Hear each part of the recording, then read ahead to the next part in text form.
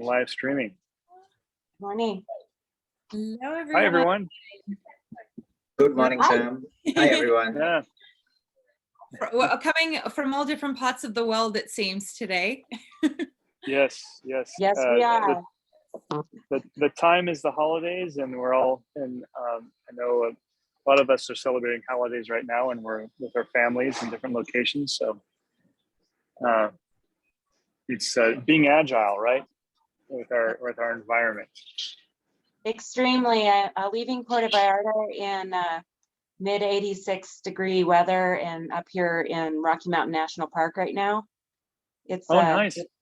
Yeah, I'm actually looking out my bay window, my dad's cabin, and I'm looking at Rocky Mountain National Park right now. I'm looking at the mountains right now from the window. What a great location. How long has your father had that cabin there? Did you grow up in it? He's going to correct me. I guess it's probably been at least a good 15 to 20 years. Oh, yeah. It's been a while. No, this is the family cabin, and he always says, "Mi casa, your casa." So it's absolutely beautiful. There's snow on the mountain peaks, and The lighting's so beautiful. You got the snow reflecting back on. Yes. Yeah. It's truly like a postcard, and it's close to Estes Park. And so it's just a small town community, and it looks like a postcard because when there's snow, you're just looking through this small town covered in white and peaceful holiday lights. It's just absolutely gorgeous. But for me, like going from down in the tropics up here in the freezing mountains is quite the change. Yeah. And so Sharon.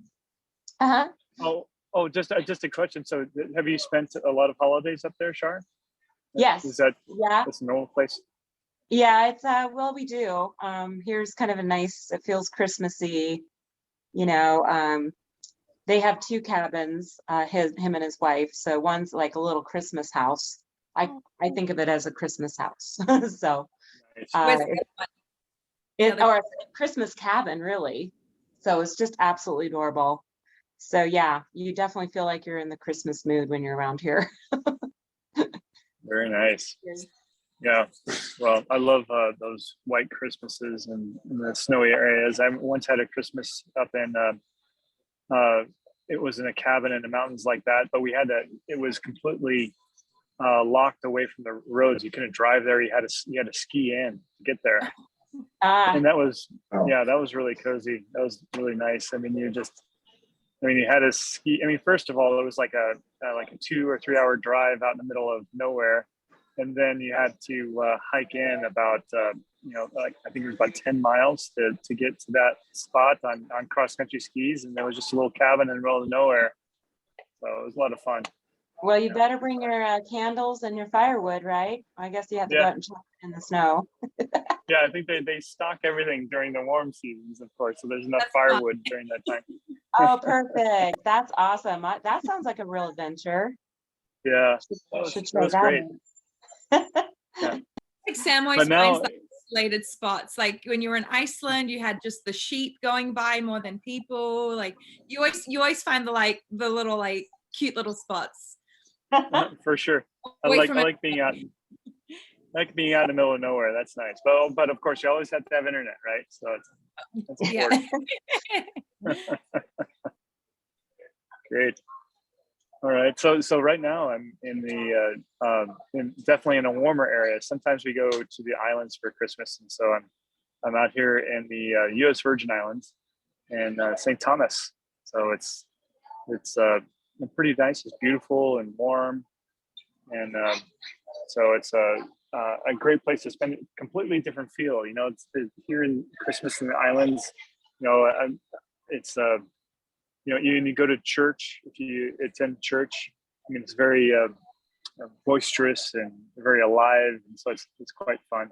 Yeah, I think I've been to St. Thomas before. Is that where the airplane lands in, right over the beach? Yep, that's right. Yep. Yeah. So and it blows people over as the airplane landing. Yeah, so it's not that one. This is I think that's on a different island, but this one is.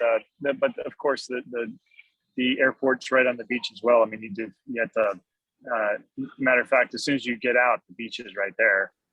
So Right. It's Convenient.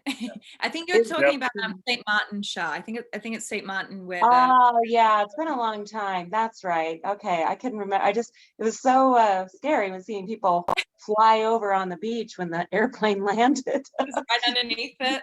Yeah. But it's also weird being that I have been living in kind of a tropical environment recent in the last week. It's interesting to see all the Christmas lights on the palm trees and the Christmas decorations. They just look so out of place in the tropics. Well, yeah, is it very do they have a lot of lights down in Mexico? Because in Colombia they go over the top, like every corner you go, it's like dangling from every ceiling. There's lights everywhere. You can't escape the lights. Oh yeah, it's you know, the neighbors have their lights up just like they do here in Colorado, and blow up snowmen, and you know, it's very common here, and it seems a little out of place, but absolutely very celebratory, very much a holiday celebration, no matter what holiday it is for that family. So yeah, pretty fascinating. So Sumit, tell us about how the end of the year is celebrated in India. I mean, I know that Christianity is not the main form of religion there, but there's do you see more lights and more celebratory practices as the new year comes into head? Yes, in fact, because a lot of American or European companies they have operations in India. So this is a slightly slower period for Indian corporate workers as well. And like my ex-employer, Deloitte, they would just shut down for the last week of the year. And a lot of companies do that after the 20th of December, things start slowing down a bit. So you get the last 7, 8, 10 days off. And of course, I think I've mentioned this earlier that Christmas is a big festival here as well, not because of the religious aspect, but I think it just feels nice. So probably an outcome of American Hollywood films and corporate culture that we've got things like Secret Santa, and you go to different marketplaces and malls, you'll have Christmas trees and fake snow and Christmas carols all over. So except for the snow, pretty much all the ingredients of Christmas would be there. That's great. Well, how fun. So I know we have about 3 or 4 more minutes before we get started, as we're just having a conversation here and all different locations. I know this, looking forward to 2022 and what all of that it brings. I mean, this past year and a half, of course, has been a time of change and resiliency. So we'll see what the new year brings. I'm excited about it. Me too. Something fresh. So hopefully, it'll just be, now that I feel like we've been putting down the groundwork this last year and a half, like figuring out how to move forward. So hopefully 2022 will be the time we start implementing more of the things we've been learning. Yes. Mm-hmm. That's right. So Jules, are you going to be in the States for the holidays? Are you traveling to see family? No, I won't be. No, I need a little break from traveling. The 3 weeks in Colombia were plenty for me. I'm still like, I had really bad jet lag actually. I was so off the last week. So by the time I got over that, I realized I'm like, oh, Christmas is like a few days away. I still haven't gotten anyone presents. I'm very like lost this year, but that's okay. So yeah, I'm just gonna be in LA, not doing anything too crazy. I'm hoping next year I'll be able to finally go see my family in Australia and have like an island style Christmas as well, because it's always a summer Christmas down there, and we do a lot of barbecues and hang out at the beach. So I'm hoping, like I'm manifesting that for next year, but no, this year will be more chill. Yeah. No cabin, Nothing fancy. No cabins in the mountains and stuff like that. I'll be living vicariously through Shah and you. Yes. Yes. Well, Well, I'm thinking of you right now, Jules, as I'm looking at the beautiful peaks of the Rocky Mountain National Park. How about that? Absolutely beautiful. yeah. Well, I got to say that, LA is nothing to turn your nose up at. It's very beautiful there during this time of year too.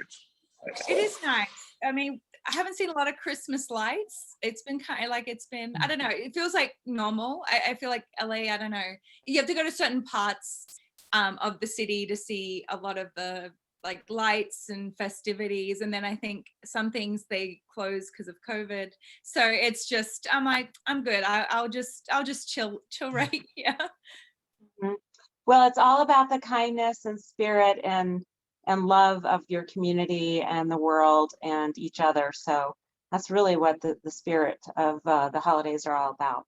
So, I think we don't need all the lights and the glitter and the glam and the presents all the time. Action. That's right. Well, hey, Howard, it's good to have you here. Hi, it's good to be Good morning, here. Howard. Hi there all. Hey, How's New York, Howard? Not too bad. It's actually not that cold, but the new variant, of course, is taking its toll. Things are shutting down all over the place. Yeah. Oh, sorry to hear that. I hear it's really surging in your area and it's continuing everywhere. Yes, we need to be careful there. Yeah. Hello, Daniel. Daniel's just joining. Good to see him as always. It's always in the chat. First thing. Love that. Yes. All right, we are at the top of the hour, so why don't we go ahead and kick things off? Yes. Sounds great. All right, we've got everyone here today, so full house. We love that. All right, well, welcome everyone to the People Strategies Forum. My name is Jules. It is such a pleasure to have you here today with us, whether you're joining us on Zoom or any of our other streaming platforms. This really is a mastermind of leaders, and what we do here each and every week is we are dedicated to creating workplaces where people thrive, employers reward, and customers love, like you see on your screen there. So we usually bring in a different guest speaker every week, and we like to keep things really conversational, really fun. We don't like to bore you here. So if you have any questions throughout this session, please write them in the chat. Please address them to all panelists and attendees so everyone can see your question. And we'll try to get as many questions answered throughout the next 50 minutes or so.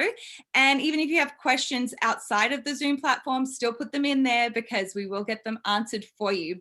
So I also help to kind of facilitate these sessions each and every week, but I have an awesome team that helps me out as well. They carry the conversation. So I'm going to introduce you to everyone right now. So first up, we have Shah, who is the founder and CEO of Rocky Mountain Health Advocates. So she's actually expanding this company, which is very exciting.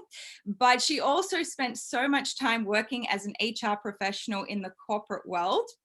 And she's joining us from a beautiful cabin, not jealous at all. And we also have Sumit. So Sumit is joining us from India. We're doing it from all over, across the globe today. And of course, many of you already know Sumit as well. But if you don't know Sumit, he has been working in HR and HR consulting roles for many, many years, working with clients across the globe. He was actually telling us about a project he's working on right now, an exciting merger. And I think we're going to learn more about that also next week when he is our guest speaker. And we also have Howard hopping on this morning from New York. I told you it's a global panel today. Now Howard works alongside Sam at Comp Team. He is a compensation expert and advisor who helps many different companies. He helps a lot of companies, particularly within technology and finance as well.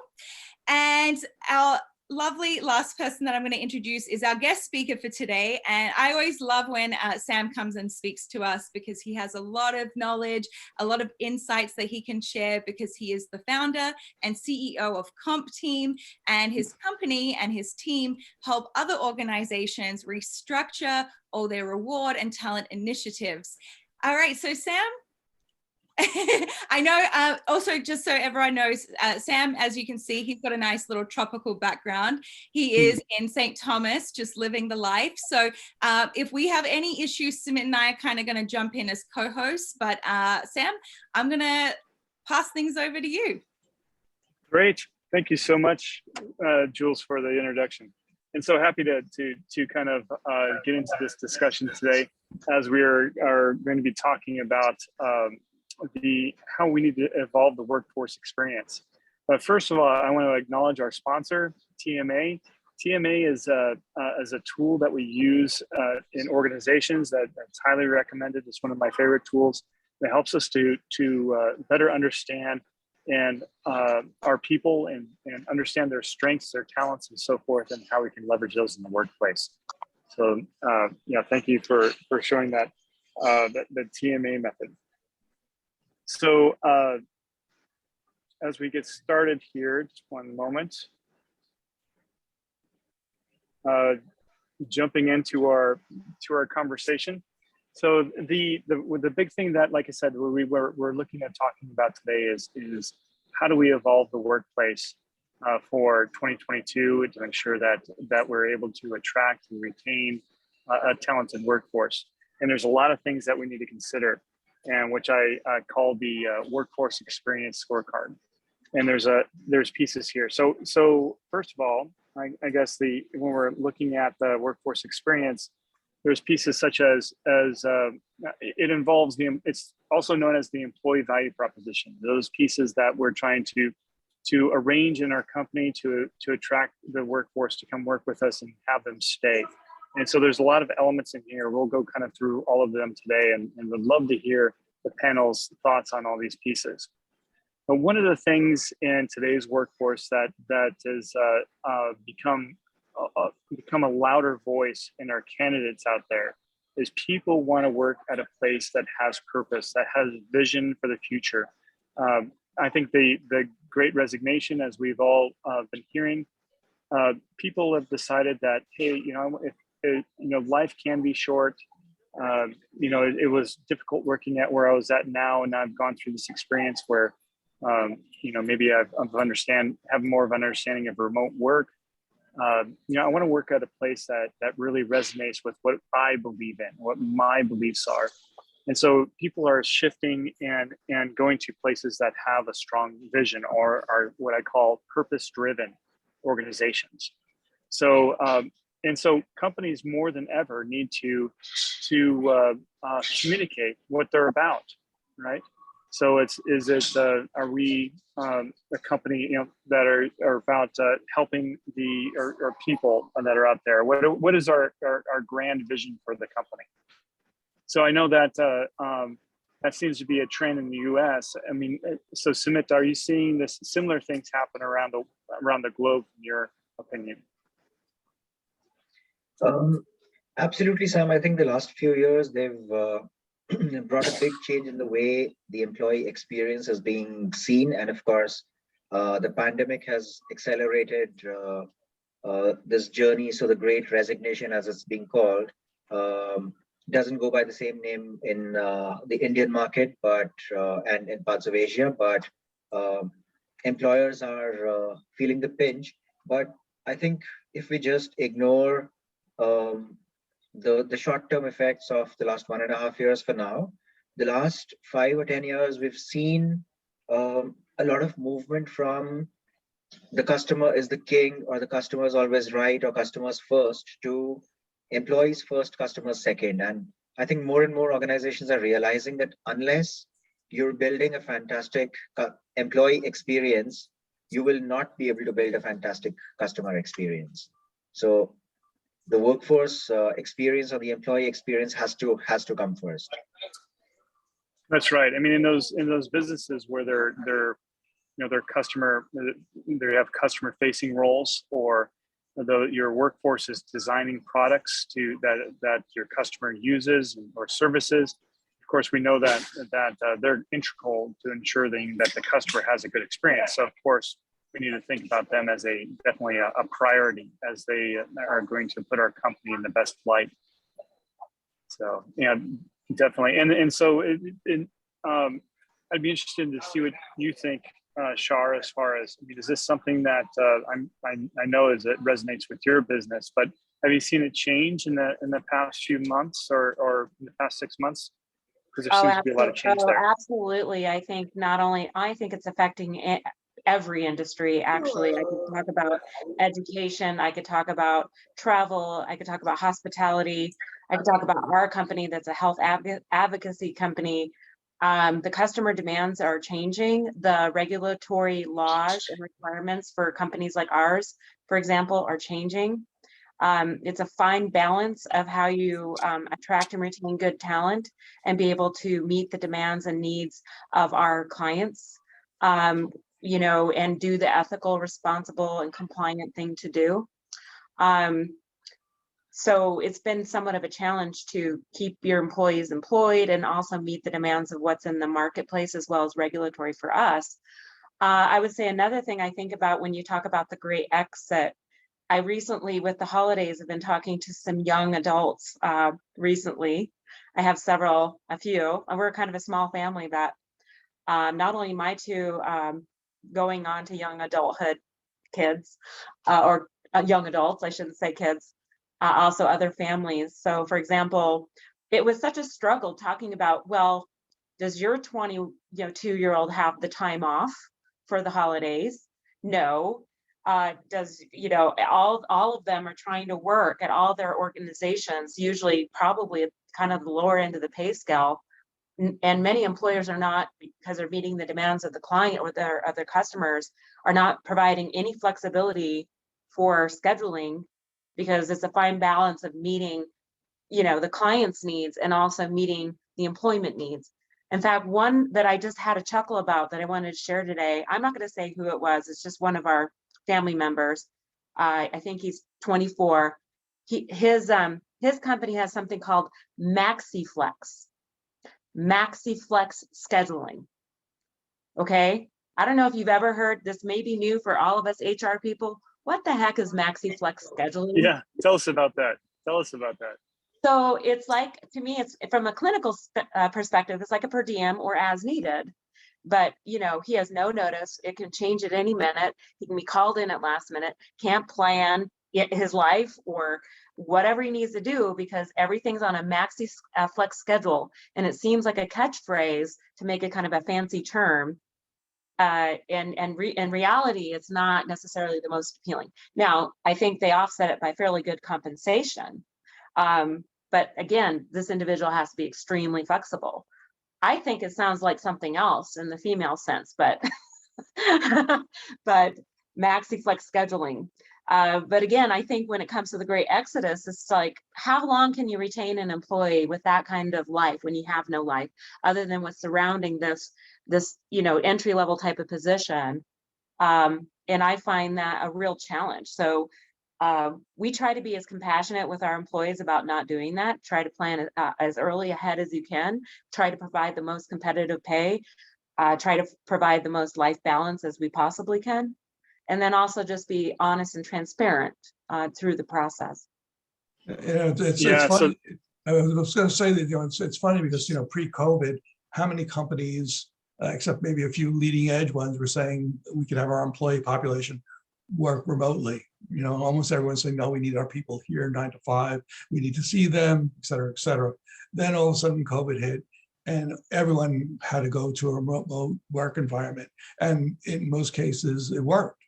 And now, you know, employers are saying, well, you know, prior to the recent variant, we were thinking about bringing people back in. But employees don't want to go back in because they like the lifestyle they could have working remotely and they are productive.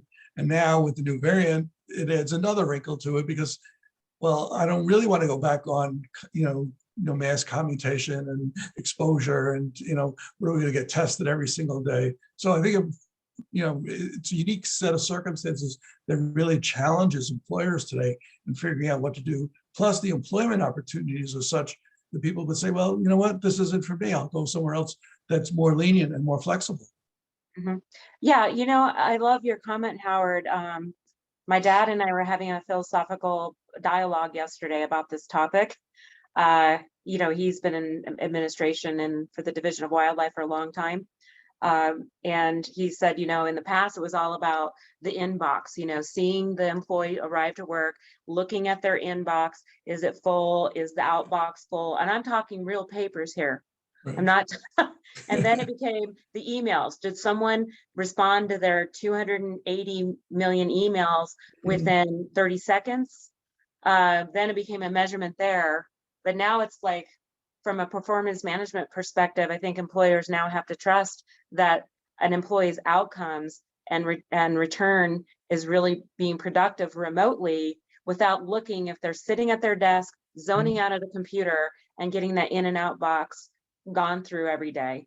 So really measuring how an employee is productive is important, while at the same time taking care of your employee's health, well-being, as well as engaging and retaining that employee at the same time. So I think employers in general have a real challenge. Yeah, and I think that one thing you brought up that you insinuated, Shar, that's quite important is trust. So it's so important I think employees definitely want to feel trusted. They're going to places where they can have that environment. And so Sumit, you were talking about trust and how that's evolving in the Indian market. What is the update there? How are companies handling trust with their employees?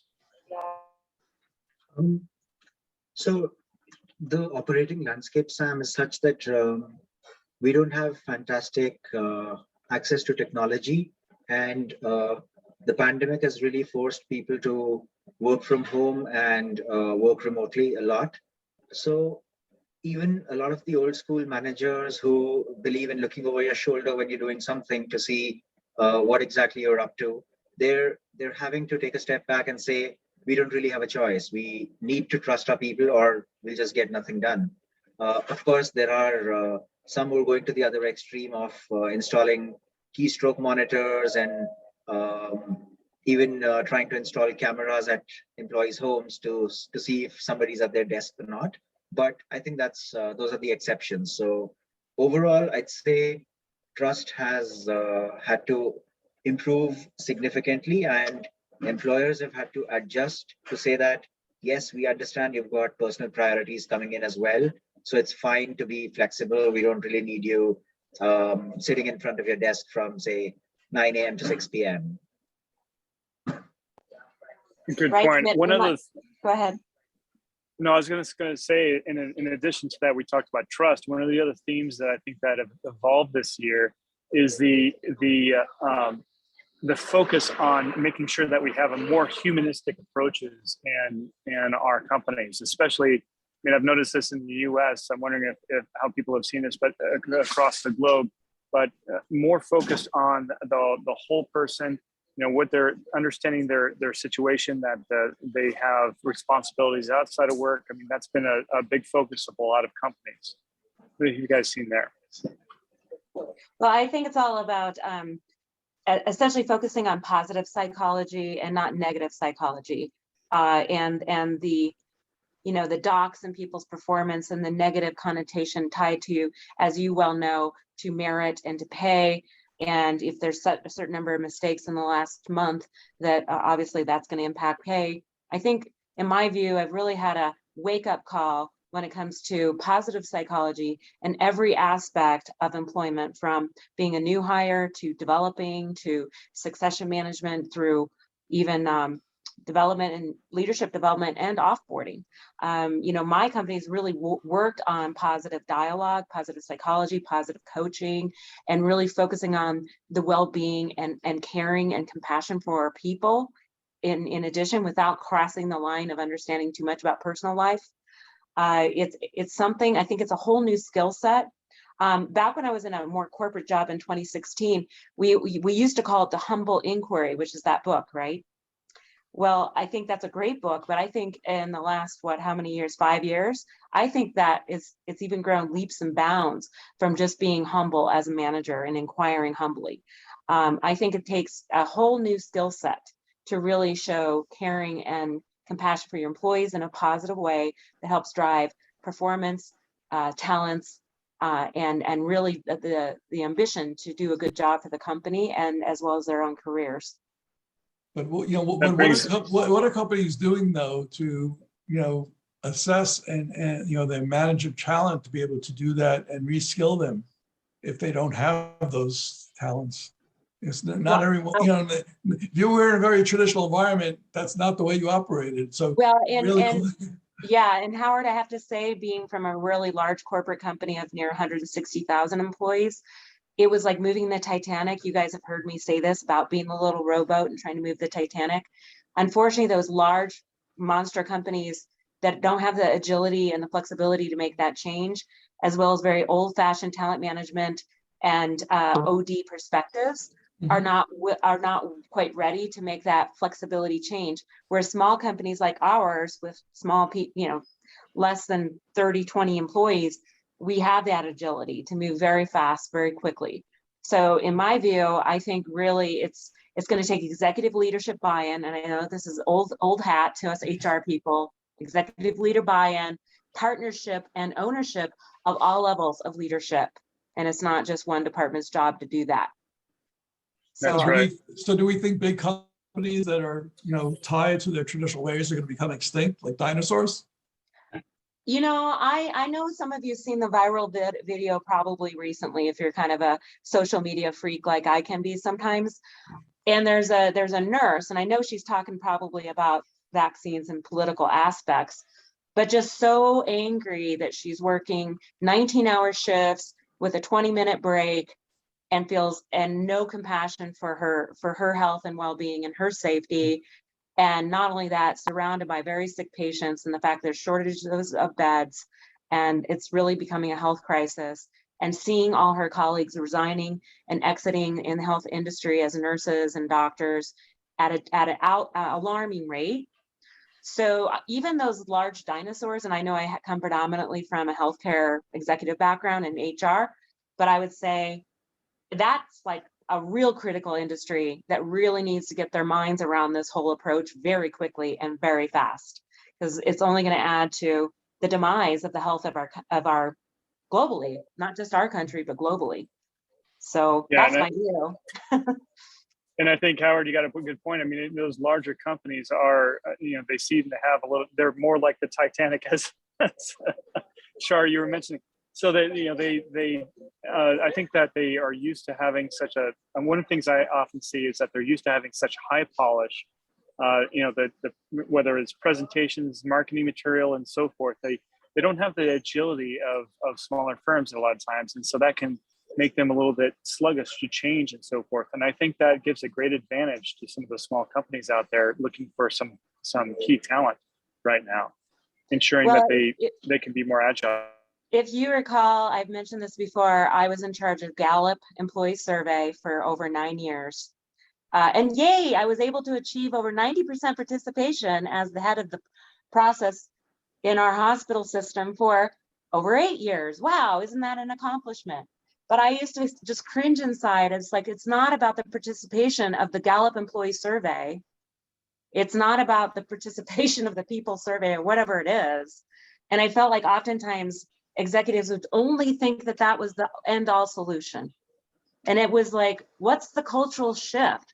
Where are we going to embrace that this is all of our issue and not just an employee survey matter?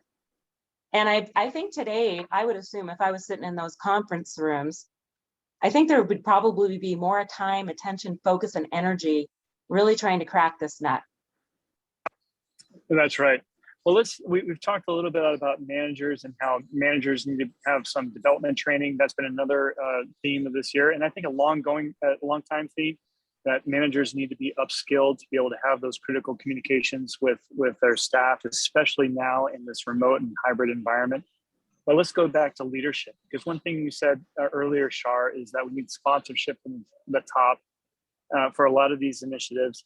But also, leaders have been more in the spotlight in the past few years more than ever because of their communication, how they handle the company, and so forth. And I think it's a critical part of the employee value proposition, because people and candidates out there today are looking at leadership and saying, "Hey, do I want to be associated with this person? Do I believe where the company is going, and do I know do I have confidence that this leader can get us there?" So I think one of the terrible things that just happened recently, Sumit, that you brought up, I think a couple forums ago, was the fact that one leader in the news let a bunch of people go over over Zoom. Is that right? Can you remind us of that story? I think we lost Sumit. He's hopping back on now. Well, yeah, I think, it was all a layoff, basically, the 80 employees over Zoom. And it was like, I think it was hundreds. Yeah. I think it was. Yeah, he said, I have bad news for you on this Zoom call. You're laid off. Follow up with 900 people, Shar. 900 people. 900. And it wasn't. So tell us. It's difficult. Go ahead, Sumit. Yeah. So Sumit, tell us a little bit more about that story. I mean, what's the full scoop? It was absolutely horrible. So I saw it on Twitter, and it was trending. So an employee had shared a clip of this person who's the CEO.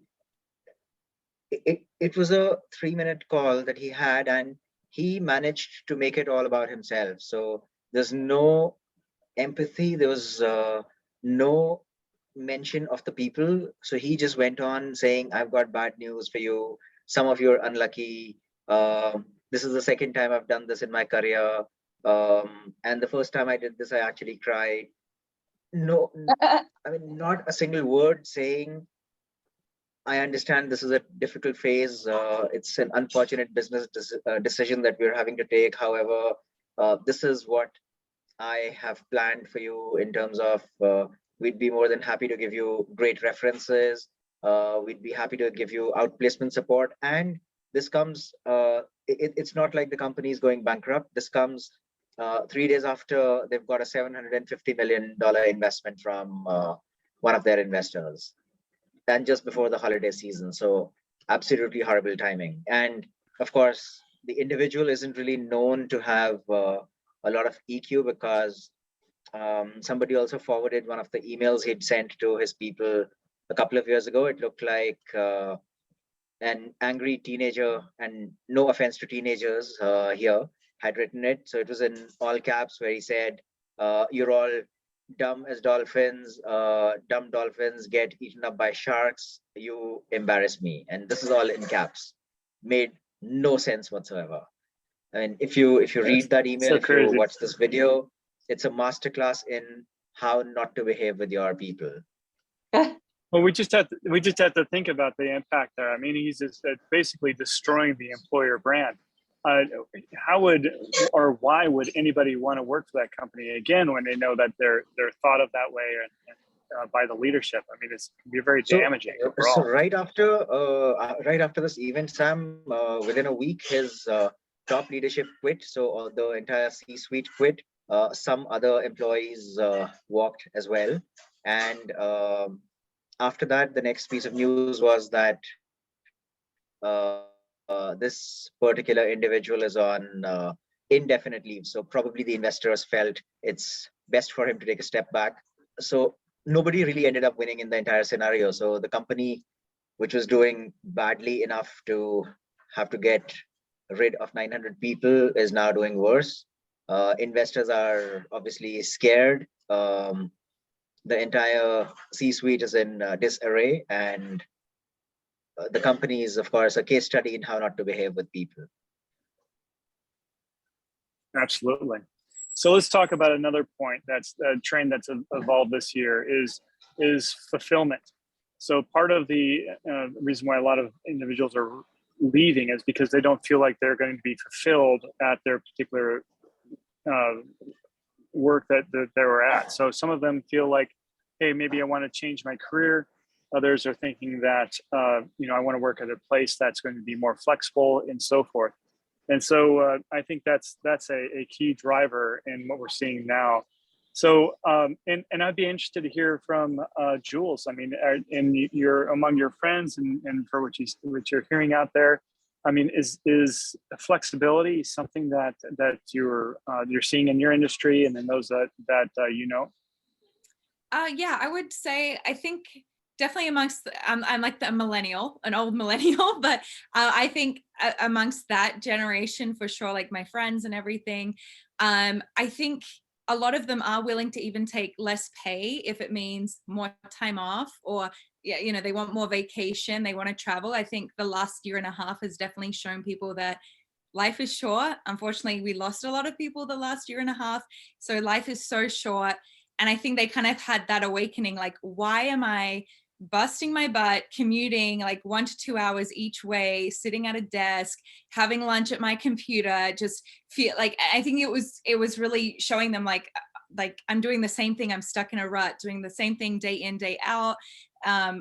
Again, life is short. Like I want some more excitement, definitely more fulfillment. And I think purpose, because I think purpose is, it's what drives you. Like, yes, you can make like 250K, but if it's not really, you know, if you're not inspired to come to work, that money's kind of pointless at the end of the day. Yeah, you have a lot of it, but it's kind of, I know a lot of unhappy people making a lot of money, and people that are making a little less that are so happy, they're so energized, inspired, they come home to their families with a lot more energy. So I definitely think that is a definite trend right now. I've seen it with a lot of my friends. Of course, yeah, money is fantastic, but at the end of the day, you know, you want to wake up every day with something to do, you want to incite change, you want to inspire people, you want to help people. I think that's really what we're all here to do at the end of the day. We're not here to just do like an Excel spreadsheet for 10 hours a day and be miserable. That's not our life's purpose. So I think I'm definitely seeing that shift. People are definitely trying to find like what their passion and their purpose is, and trying to find jobs that support that. One thing that I'm hearing at a greater amount is employees want to work more part-time. They want to work less and of course earn more, which seems some counterintuitive, you know. So, but I think that some of the expectations, yeah, it is possible, yes. And we you know, and yeah, I think that what was it? Tim Ferriss was the author of the 4-Hour Work Week, and of course he's a very popular podcast host, telling us his strategies and so forth on different ways of being successful. So yes, I think that there's a driving trend towards working less, earning more, and having more flexible work. And so we're going to see how we're going to handle that as employers in the future. More flexible, that's on the employees' side of what they need, not so much what the employer needs to fill in holes. Right. That's true. Right. You gotta find that balance. But. Right now it's a employer, I mean an employee's market, right? That was right. So here in the islands, of course, I'm just talking to some business owners here, and they're having a very difficult time, just like a lot of places across the United States and the world, of finding those entry-level jobs and people that actually put in their time there. You know, I think there's a lot of people distracted with other things that they have in on their life and what they want out of that. So it is quite a challenge right now. Well, I also want to bring up another topic relative to mental health right now. I think mental health is so critical. I've been hearing a lot of college students that have been very their mojo, so to speak, or their mental health as far as their ambition, as far as which direction they want to go and graduate in, has really been impacted, as well as high school students. I do believe the younger population, and Jules, I know you call yourself the older millennial, but I'm sure you see when you mention some are not as excited and some are. I do think mental health is a huge part of that. I think that depression, anxiety, angst about the world. I mean, if you can imagine spending at least 1/4 of your life in this environment right now, and that's your worldly perspective about the world, what that is like, and what your career is going to be like, right, Jules? I mean, wouldn't you think psychologically that would really negatively impact potential for someone to really drive to succeed in a career environment? I agree, because I think some people forget what's happened. People are acting like nothing ever happened. That is like, let's go back to the office. Nothing happened. But like, people have experienced loss and financial loss, and people really struggled and they've been isolated. Some people are extroverts and they thrive on being around other people. So that past year and a half of lockdowns has really affected people mentally. But I think a lot of, maybe not a lot, but like I've seen it come up. Employers are just like business as usual, but it's not. Like, you have to factor in that things have happened and you have to work around that and not just forget, because then it's also like brushing off, okay, so maybe your like uncle died, like who cares, back to the office. Like, Yeah. you brush that under the rug and act like nothing happened, because we've been through some trauma. We're all traumatized. Still. I was because a lot of I was just in Colombia, and I was telling my boyfriend, I was like, it's kind of on me. I had the expectation as well. Like, I came in with a higher expectation, but I was saying to him, I'm like, everyone told me that Colombians are like the friendliest people, and everyone hyped it up. Like, every single person there is amazing and friendly and they'll help you. And I was like, to be honest, that wasn't my experience. Like, I felt people were really kind of like short and like kind of brash. Not everyone, like a lot of people were really lovely, but I think as I went into it hyped up, having that expectation that everyone was going to be like jolly and friendly, and then my boyfriend shifted that perspective in me. He's like, yeah, but you have to remember, like, they've just been through like so much trauma in the last year. Like, COVID hit them really hard. They've had all kinds of loss. Like, I think you're forgetting to factor that in. And that was like my awakening. I was like, yeah, you're right. Like, Yeah. I just went in with my expectation, but he kind of put me in my place. So yeah, we have to acknowledge that things have happened, and now it's how do we move forward with compassion and flexibility. And obviously employers need to fill the holes, like you were saying, Shah, but I think there just needs to be that happy medium. We have to find a way to kind of find that balance between employer and employee happiness, and kind of find medium ground. Well, yeah, we used to, and I worked in healthcare, and I had one of my departments as a behavioral health department. But I remember many leaders wanted to throw out the EA, the Employee Assistance Program brochure. That was the way they dealt with, maybe suicide or some really sad events that happened with some of our employees' mental health. And I think today it's like, no, we definitely need to do way above and beyond in how we're taking care of people through this really critical mass or time, not only from a recruitment standpoint, but a retention standpoint. And it's very serious. And I think as a society, all of us should really pay attention to that and learn better ways and techniques to help our employees. Yeah. So I was going to say, Howard, even before this, we were always encouraging managers to reach out to their employees, get to know them, find out what makes them tick, what excites them, to really create that personal experience so that they can enable them to be, not only productive, but be successful. And now that becomes even more critical. So managers need to really step it up and spend much more time and focus on their employee population in terms of, assessing what's going on with each of them. And it's hard. It's not easy. The managers are taxed with their own objectives and things they have to do. And now they're being asked to go even further in terms of really reaching out and spending a lot of time with their employee population. Exactly. I totally agree. And I think that's the reason why I'm such a fan of the TMA method. So, it's can be kind of awkward for managers to come up during in the middle of a one-on-one and just kind of say, well, how are you doing? If they don't have that relationship with their employees.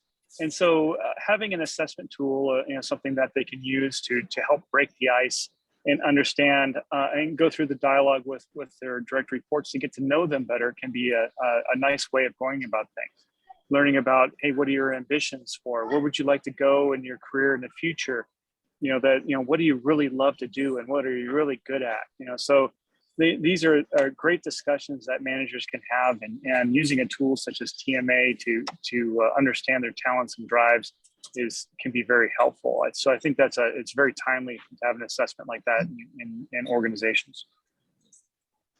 It is. Yeah, I know that you've leveraged that a lot. Yeah, we've operationalized the utilization of TMA. We've definitely made a very different type of work environment with it. I would be I'll admit that we're going through a little bit of a rough period right now because of some of the federal law changes that has impacted our industry, which is outside of our control. but at least our employees know that we always communicate and we talk, and we have our senior leadership utilize the TMA processes to coach, mentor, and support our employees, even through hardship times. It's made a difference, even through periods of downsizing and change. It really helped, even through the good and not so good times. So, but I think a lot of times people look at the TMA and don't really know how to apply it to their organization. And that's what I love about this team here. You have right here, we know how to operationalize it, utilize it in your company, and apply this simple, effective tool to really make a difference in every aspect of talent management in your companies. That's a good point. And so one of the things that, finding out your ambitions and drive from your employees is one thing, and that's really important at this time, and how we should framing things for next year and our employee value proposition. But the next is also taking action on that information.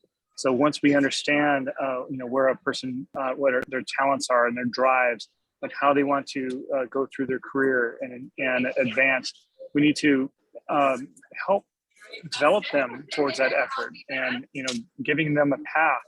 So I think that kind of co-ownership of careers and helping things can help improve retention and engagement in companies. So if managers take that extra step, and it also can improve that an extra degree of performance. I think that's something that we should consider in 2022. Mm-hmm. Yeah, I consider this career mobility. Back to your comment before, we attempted to provide part-time hours with very good pay. We talked a lot about career mobility in the good times and not so good times of our fluctuation in our industry, so that employees were more prepared if we had some downtimes, particularly going into the end of the year, to assure that they still had financial balance in their lives so that it wasn't such a harsh impact. So I frequently talk to every single staff meeting, think about your other side gig or your other passion or the things that you can do in complement to this position in case we do have some changes.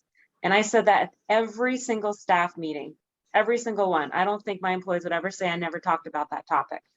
And I wasn't being greedy as a leader or having my leaders be greedy. When I say what that means is oftentimes in many departments, they want to hoard the talent. They don't want to help with their career mobility, help them to move up the either sideways, horizontally, as you call it, the matrix of the career.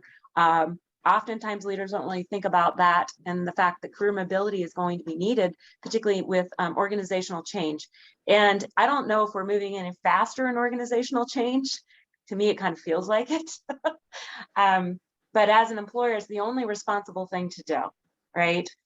And typically, certain generations, I hate to say younger, they're only planning to stay, what, a few years, right, Jules? Maybe 2 to 3 years, maybe, if we're lucky. That's the advice on TikTok. Huh? I saw a video about this on TikTok the other, me and my TikTok. There was a video on that. They were like, but it was like I don't know, a woman was giving out advice. She's like, the best, like the sweet spot for staying in a company is 3 to 5 years, because it's like you have less gaps on your resume that way. You learn everything you need to know. So they were saying 3 to 5 is the sweet spot. So yeah, you're right. It's short and sweet. Well, I remember you're at a company. When I was in my late 20s and early 30s, they always told me, oh no, if you go only staying with a company for 2 years or 2 to 3 years, that's a real negative on your resume. Right. And right. now it's accepted.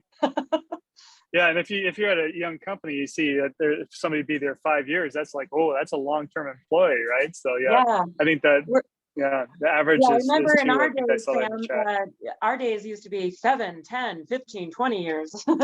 And our elders were like, 35 years. It was supposed to be long-term employee. For sure. My dad's like 25 years in the same company. I'm like, how, Dad? And he's like, your dance lessons, they were expensive. So right.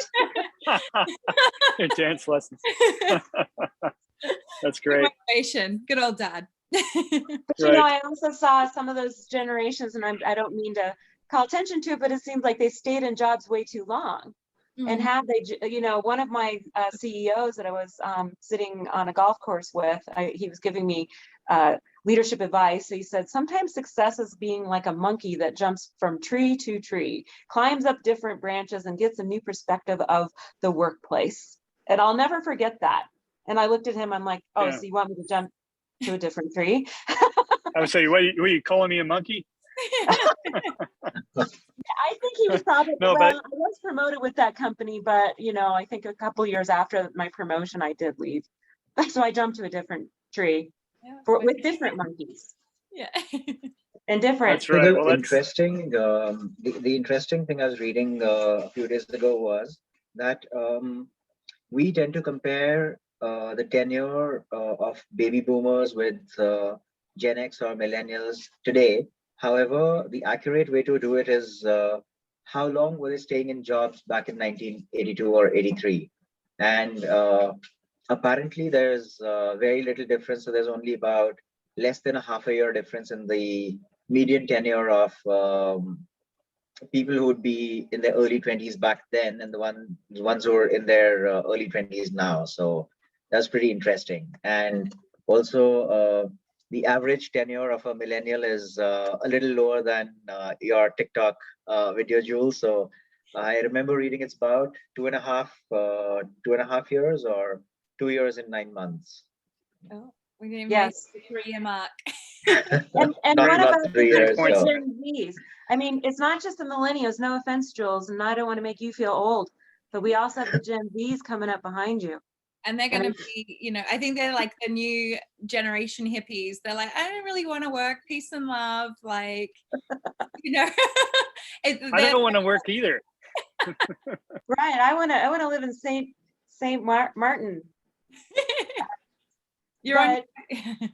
But I also think that back to the college point, it's like, why do I have to go to this traditional 4-year university and do it by the time I'm 21? What's the push? Like my parents keep telling me I have to get through college super fast and jump into a career. And I think the younger generation is saying, did that really work for you? Did you really get where you wanted to be doing the traditional mindset? Right. Well, anyway, the other thing I want to bring up, is because I know we're getting towards the top of the hour here. We're talking about the employer value proposition and so forth. One of the biggest themes that I think that are coming out this year, as far as reflecting, having reflection about how important people are to us in the workplace, and also recognizing. So reflection and recognition. So we need to understand, managers should take time out of their day, or at least each week, and reflect on how people that they depend on have been able to pull through and get things done in these tough environments. And then simply reach out and say thank you. That recognition or showing other types of gratitude, I think is critical and is going to be very important in 2022, as it always has been.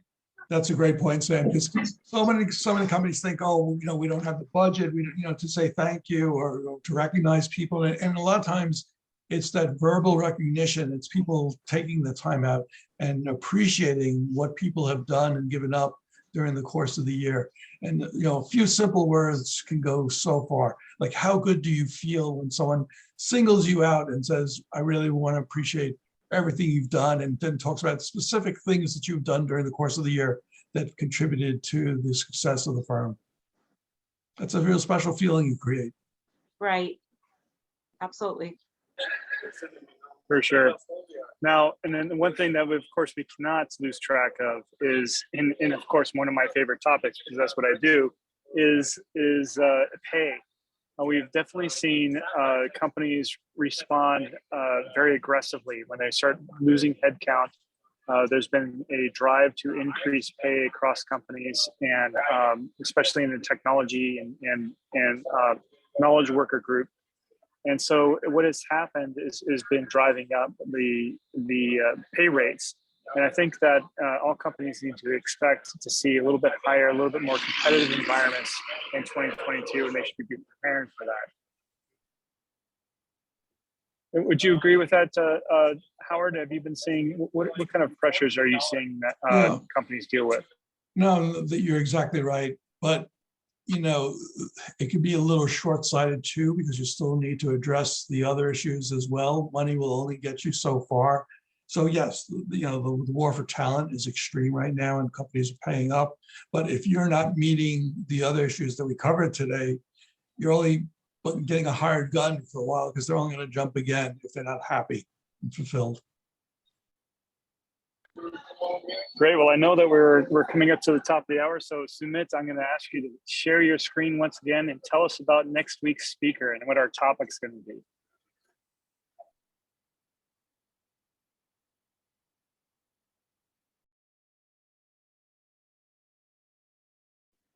Just bringing it up, Sam.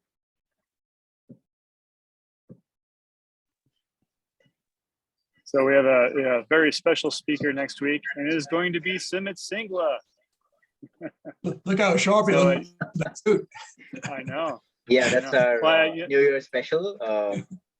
And I think we'll carry on from this conversation, talk about how exactly to build a high performance culture in a scenario like a post-merger when two companies have decided to join forces, and how do you address all the uncertainty, how do you address all the anxiety, and get on to building a culture where you don't find people adding on to the great resignation, but people are willing to fight together and make the company a great place to work at. Absolutely. It's going to be a great discussion. Looking forward to hearing about that, Sumit. So thank you for contributing next week. Well, we're at the top of the hour, so I just want to say thank you to all our listeners out there. It's been a great year, and I know that we have another session yet this year. But I just want to thank you, everyone. It's been wonderful having all this great activity and joining and hearing your comments and great questions. Let's just make 2022 even better at the People Strategy Forum. So I just want to say thank you, and we'll see you next week. Happy holidays, everyone. Holidays. Yes. And thank you for hopping on. It's a busy week for a lot of people. So the fact that you showed up says a lot about your characters. For those that are on live, thank you so much. And thank you always for just giving your energy in the chat and throwing out your questions and being interactive. We appreciate it so much. Yes, we do. Thank you. All right. See everybody next week on the People Strategy Forum. Thank you. Bye. Have a happy holiday. Bye, everyone. Bye. Bye.